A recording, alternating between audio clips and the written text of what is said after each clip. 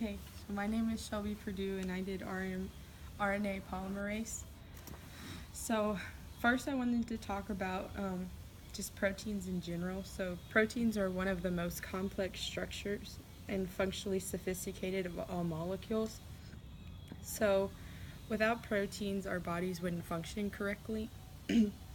um, the amino acid sequence is how the structure of protein is determined, and then the structure will make up the function of whatever that protein does. Um, Proteins are made up of a primary, a secondary, and a tertiary and quaternary structure. So the primary structure is just that unique amino acid sequence, and then your secondary structure is going to be your alpha helices and your beta sheets. And then the tertiary structure is just pretty much the three-dimensional structure of your protein. And then a quaternary is like one of the most complex makeups of a protein, and it's made up of two or more polypeptide chains.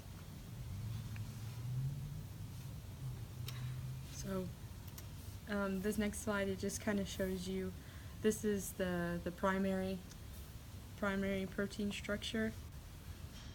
It's just that unique amino acid sequence. And then you have your secondary, which you have your beta pleated sheets right here, and then your alpha helices.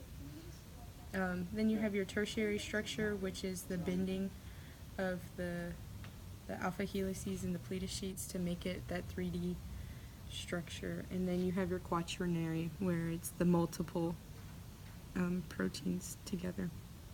It's just a brief example of the primary, secondary, and tertiary and quaternary structures. So RNA polymerase function and structure. RNA polymerase has a very important function, and that function is to copy the DNA sequence and turn it into an RNA sequence. This is done through the process called transcription. And so transcription happens with three different types of RNA polymerase.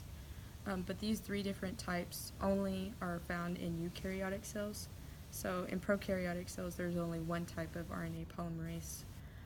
But in the eukaryotic cells, there is RNA polymerase 1, RNA polymerase 2, RNA polymerase 3, and then those all have a certain function of what they have to break down during transcription. And then RNA polymerase is also found in prokaryotic cells, like I had mentioned before, but like I said, there's only that one RNA polymerase that does all of these steps that the three do in the eukaryotic one. So this is kind of a complex picture, but it was really insightful for me. It shows how the DNA is unwinding because of the RNA polymerase, and you can see the RNA coming in and making a new RNA sequence. So it's just a visual picture of kind of what I've just told you. And then, yeah. And then the structure of RNA polymerase is made up of a primary, a secondary, and tertiary structure. I know it has a primary structure because every protein does.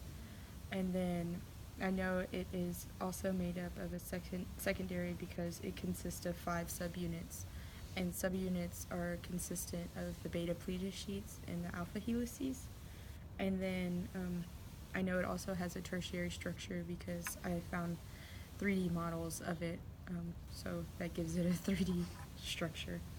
And then most research done on RNA polymerase was done over viruses and how RNA polymerase affects those viruses. So this is my ribbon model, and so the model is over RNA polymerase, and it's a good visual aid. You can see the alpha helices right here in the beta sheets, and then you can also see the tertiary structure. So this is the end of my thing. It's a very brief overview of RNA polymerase and what it does. It is an enzyme, not necessarily a protein. Well, enzymes are proteins, but and then hope this PowerPoint was insightful and that you learned something new. Thank you so much for your time.